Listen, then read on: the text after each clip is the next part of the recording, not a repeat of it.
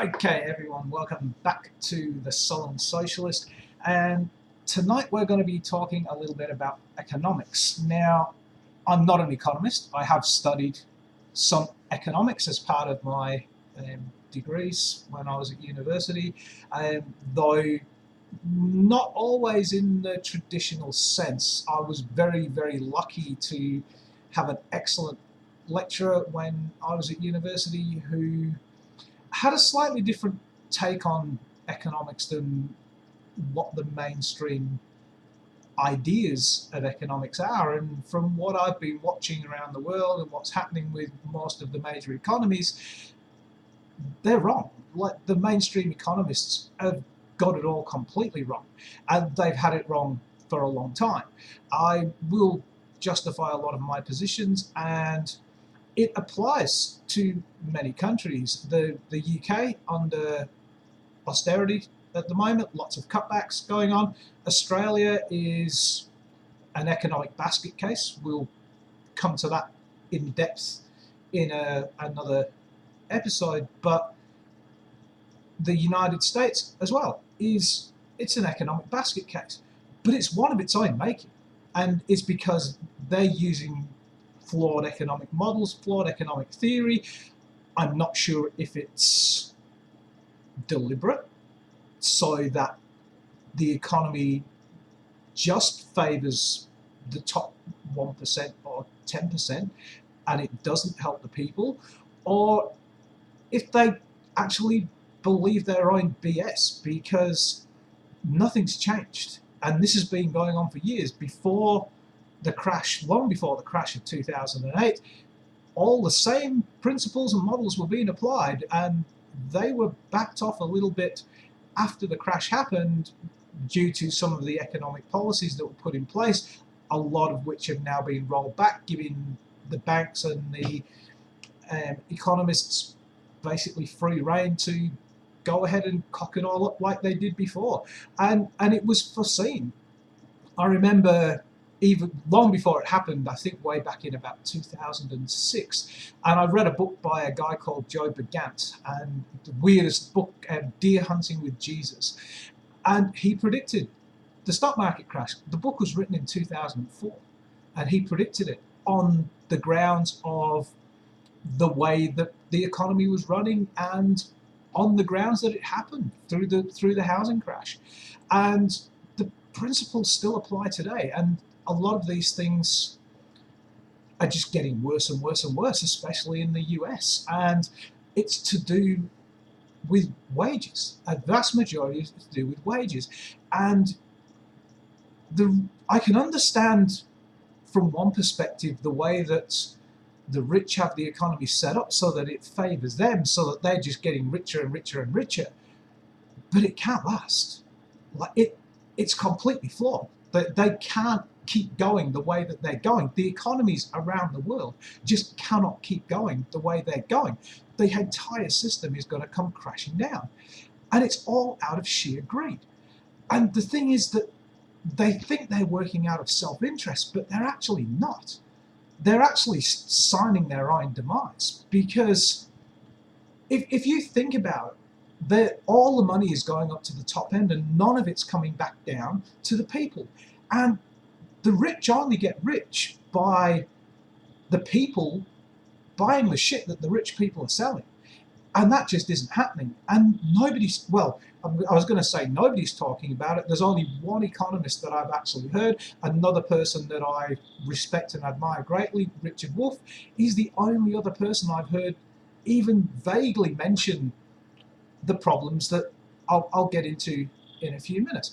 But what I'm going to argue is that the self-interest that the rich have is misdirected.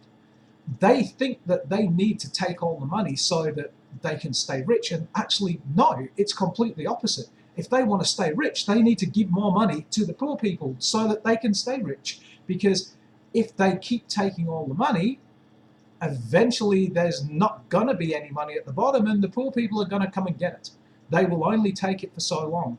You'd think they'd have learnt from the French Revolution, and they're heading back down exactly the same road that led to an awful lot of rich people quite literally losing their heads.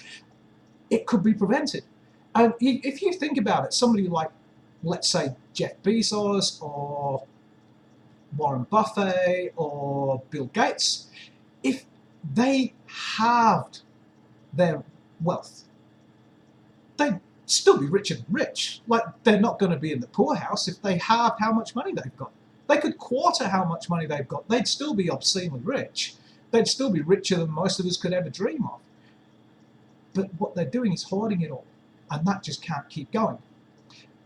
What needs to happen is higher wages, because jobs and growth and a better and stronger economy do not come from the rich people getting tax cuts, from businesses getting tax cuts. They come from higher taxes on higher earners. They come from higher wages for the low income earners, because the people at the bottom spend the money that they have. It's not saved.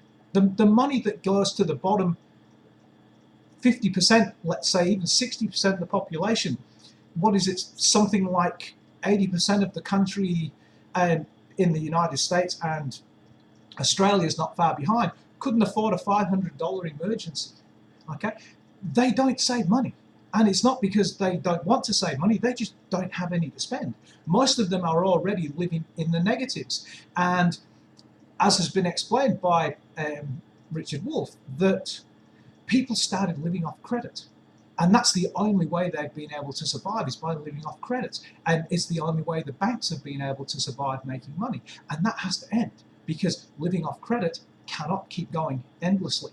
So people need to start becoming a little bit more solvent. The United States has to become solvent, because the way the economy is going now cannot last. So the companies need to understand that while it might have made a little bit of economic sense in the very, very short term to ship their jobs offshore somewhere where they don't have environmental laws to worry about, where they can pay lower wages so that then they can ship their goods back and make a little bit more money, but they closed down all the factories in the United States, and they did the same in Australia.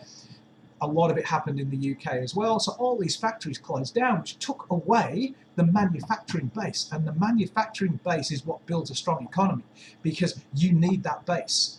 Without it, you end up in a country like Australia, which has got the mining industry and cappuccinos. And sorry, but you can't build an economy on cappuccino. It just doesn't happen. So you need a strong manufacturing base, and that has to be rebuilt. And while I'm guessing that what Trump was trying to do when he started his trade war with China, whether it was all a charade or he actually believes his own garbage, he was trying to bring back jobs. Now, obviously he's not, because if he wanted to bring back jobs, he wouldn't be manufacturing his own junk in China, he'd be manufacturing in the US. So he's not really believing anything that he says, he's just saying it because he thinks that's what everybody wants to hear. But he is actually correct. The jobs need to come back. They need to come back to the United States if the United States wants to build a strong economy. But it's not going to happen by putting tariffs on China. It's going to happen by penalizing companies who build their goods offshore and want to bring them into America. Take away their tax credits, take away their tax cuts, take away their subsidies, take away any kind of benefit that they get from having their jobs offshore. Putting tariffs on it now, it's too late. That ship's well and truly sailed. So you can't do that. You need to look at it a different way. So creating a financial penalty on those companies to encourage them to bring the jobs back. You need to start paying higher wages.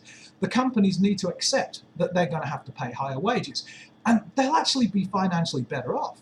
It's been tried in a few cities. I believe Seattle was one of the cities in the United States where they actually went to a higher minimum wage.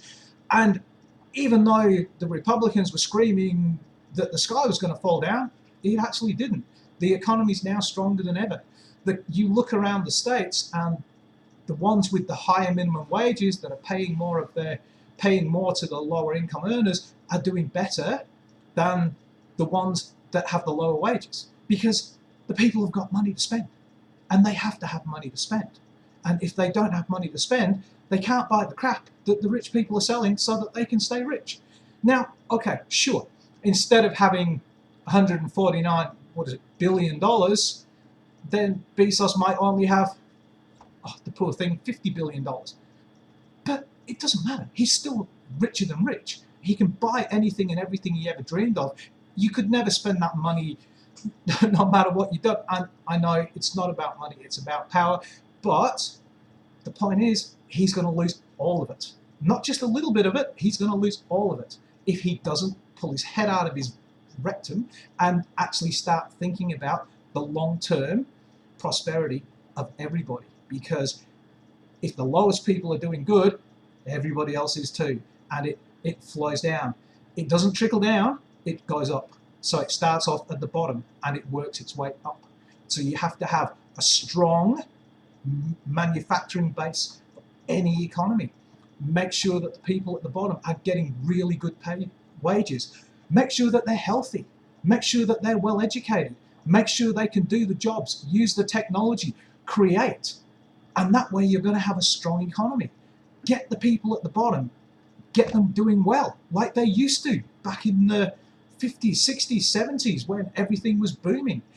It all came crashing down after Reagan. In the UK with Thatcher. In Australia it was Keating and Costello.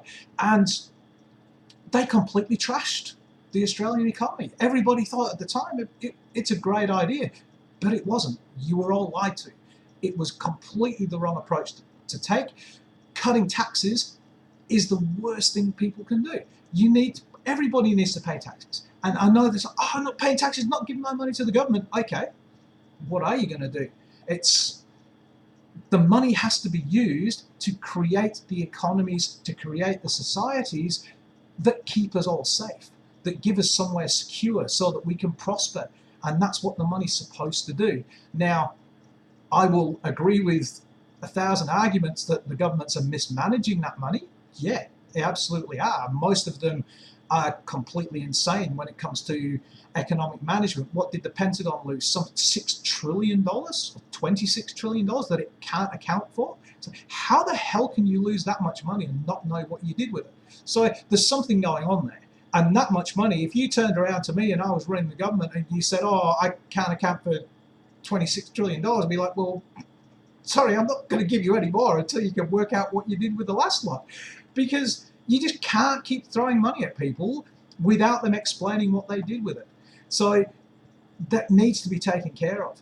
The people at the bottom need taken care of. It's like housing the homeless. People, oh, you can't do that, can't do that. They've got to fight for themselves. It actually costs more for them to be homeless. It's cheaper to actually house them. It's cheaper to give them a minimum wage. It's cheaper to give them a job.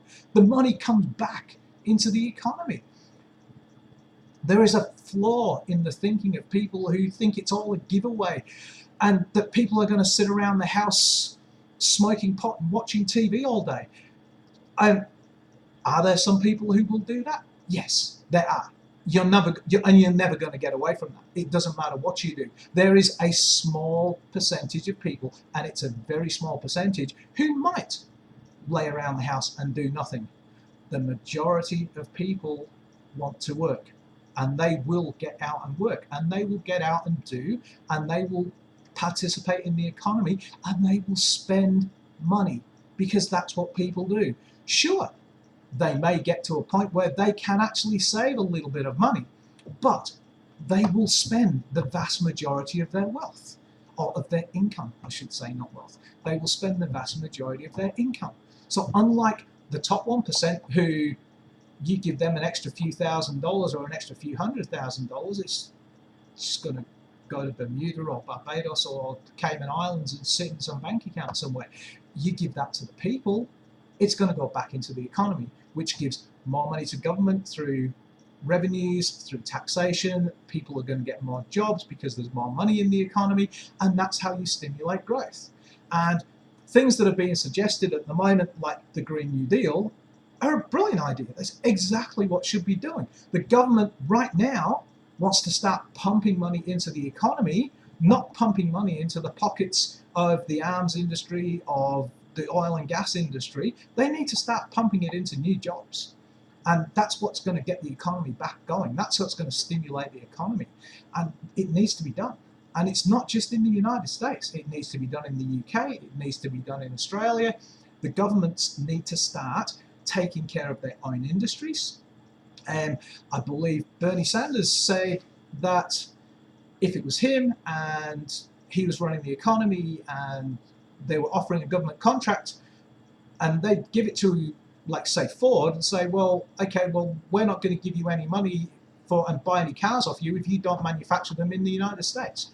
End of story. Why is that so hard for people to understand? That should be the first thing that any government should do.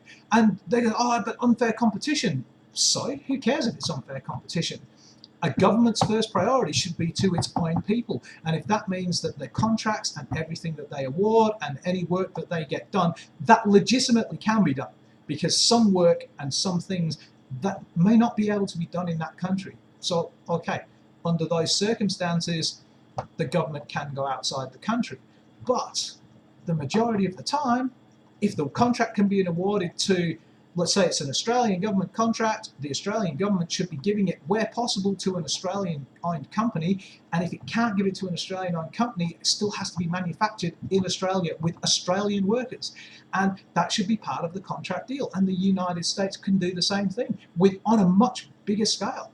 And that will create jobs. It will put money into people's pockets, people will spend money, the money will create more jobs, which will create growth, and it will stimulate the economy.